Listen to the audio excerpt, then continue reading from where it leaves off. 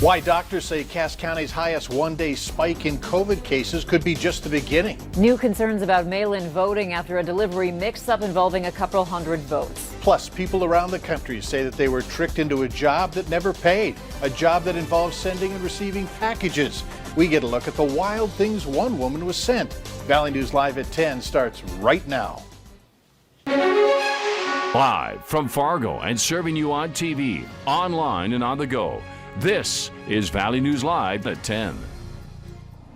Breaking news for you. Authorities in Nelson County need your help finding a missing woman. 48-year-old Ann Fitzsimmons was last seen October 4th at a friend's home 4 miles north of Petersburg, North Dakota. She stands 5 feet 2 inches tall, weighs 155 pounds. She has brown eyes and red hair. If you have any information on Ann, call the Nelson County Sheriff's Department. The phone number is right there on your screen, 701-247-2474.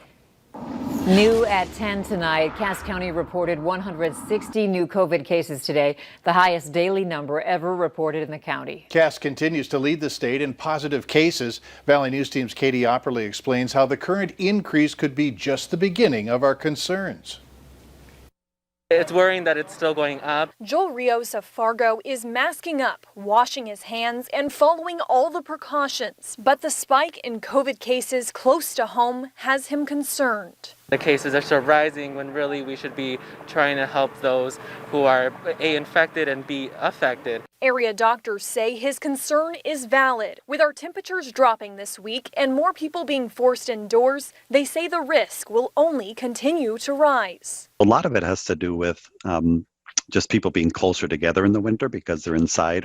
As humidity changes and humidity goes down, so heaters are running during the winter, that viruses and respiratory particles do transmit better in dry air. This week's COVID numbers in Cass County have some blaming the long-feared fall spike, but Dr. Vetter says it's too soon to tell. In fact, researchers say the second wave of infections is yet to come, more likely happening when fall turns into winter. The combination of easier spread in cold air and closer contact could spell trouble unless we do something about it. If people modify some of their activities as far as maybe better masking, better social isolation, and so on, that could make an impact. Wear a mask, 100% of the time when I'm out. I never leave home without it. For now, Dr. Vetter says the best way to combat the virus is hunkering down and staying within your immediate circle. In Fargo, Katie Opperly, Valley News Live. This news of a second wave continuing to be a threat comes as the world races to find a vaccine. A Gallup poll finds more troubling trends, showing only 50% of Americans are willing to get the vaccine when it's ready. That's a dramatic fall from the nearly 70% that said they would be vaccinated back in July. This attitude is reflected right here in our community.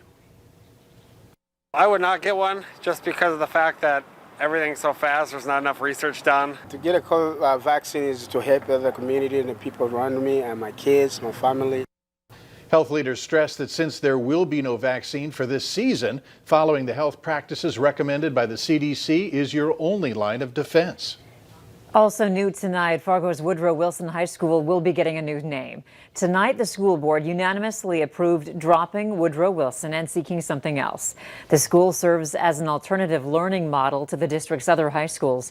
Those pushing for a name change felt that the former president was racist and not worthy of having a school named after him. The change is not expected to take place until the beginning of the 2021-22 school year. Families can now visit their loved ones in nursing homes and assisted living facilities in Minnesota. State health officials are rolling back the rules that they enacted because of the pandemic. As of today, these new guidelines allow indoor visitations at most senior homes that have not had new infections in the past 2 weeks, when the infection rate in the county is no more than 10%. The state still recommends that facilities limit the number of visitors and the length of time that they're in the building. In your schemes and rip-offs, Americans across the country say they took a job receiving and shipping packages from home but never got paid. Investigate TV's consumer investigator Rachel DePompa checks out the unbelievable things people got in their mystery boxes and tracks down the company's supposed location. A living room packed with packing boxes going nowhere. This is what Keisha Robinson in Augusta, Georgia sees each day. The unshipped remains of a work-from-home job she did for 1 month. Please don't do it. No matter how much they say it's a legitimate place to work for, don't fall for it. Keisha never got paid. It started with an email from a company called Bluetex LLC. The company said it found her resume on a job board. Hello. Congratulations. Your application has been pre-approved for the position of Quality Control Inspector. That's a company video. They had a website that's no longer working. Bluetex LLC ships you packages. You open them, take photos, make sure everything is correct, then re-ship them on to their destination. The base salary on the job offer was listed at $1,200 a month, with a bonus of $40 for every package you ship. So I figured, okay, that seemed easy enough. And it was just because of the COVID virus. Instead of, them just sending it straight through, they just wanted to make sure the person was getting what they ordered. Keisha did an interview and got the job. They sent official-looking documents, asked her to send a copy of her driver's license and create a PayPal account to get paid. These are the photos she took of the packages. She was shipped a 1-ounce gold bar, women's knee-high boots, a metal detector, tools, electronics, all sorts of things. I thought it was legit. I looked it up. I seen that they had an address, based in Richmond. When you go to this Richmond, Virginia address, there's an entirely different company here with Blue in its name, but it has nothing to do with Bluetex LLC. In fact, the company says its phones are ringing off the hook with people calling about Bluetex. Off camera, the folks who work here say they understand the frustration and are trying to spread the word. They are not Bluetex. This is one of the most active scams out there right now. Barry Moore with the Better Business Bureau says folks have complained from across the United States. The BBB scam tracker shows victims reporting from Texas, Florida, South Carolina, and Indiana. And as for what you are actually shipping, you don't know whether the things you're forwarding are actually a hot merchandise. After a month of driving back and forth to UPS and the post office, payday arrived. Keisha says the company stopped answering calls and eventually blocked her. We've tried to track down Bluetex. Its website is down and every email we've tried has bounced back and phone numbers we've gotten a hold of are disconnected. The BBB has traced the old website back to a Ukrainian company. Rachel DePompa, Valley News Live. If you have fallen victim to a company like this and handed over any personal information, the BBB says you need to pull your credit report weekly and change any bank account numbers you handed over. Also, notify the Postal Inspector's Office so it can investigate. The U.S. Supreme Court is allowing the Trump administration to end the census count early. The administration says the shortened deadline is necessary to give the Commerce Department enough time to meet a December 31st deadline to report final numbers. That decision was made shortly after a policy that excludes undocumented immigrants when dividing seats in the U.S. House of Representatives between states.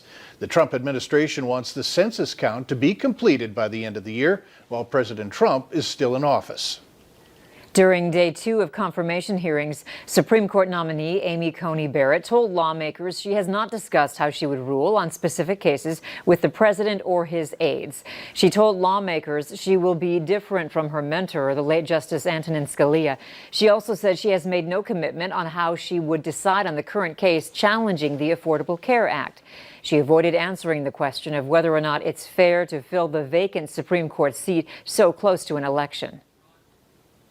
Do you think it is faithful to our democratic principles to fill a Supreme Court vacancy this close to an election when people are still voting? Senator Klobuchar, I think that is a question for the political branches. Okay. That's your right to answer in that way. The Republican-led Senate Judiciary Committee scheduled a vote on Barrett's nomination Thursday, expecting Democrats to ask for 1 week delay. The biggest World War II bomb found in Poland exploded underwater today while being defused.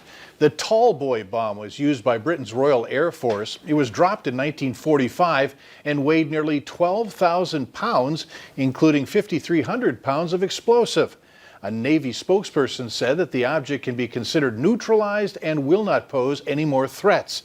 More than 750 people were evacuated from that area. No one was injured and no infrastructure was damaged. Later on Valley News Live at 10, distrust in the mail-in voting system meets ridiculous lines at the polls. The troubles people are facing nationwide as they try to cast their ballots.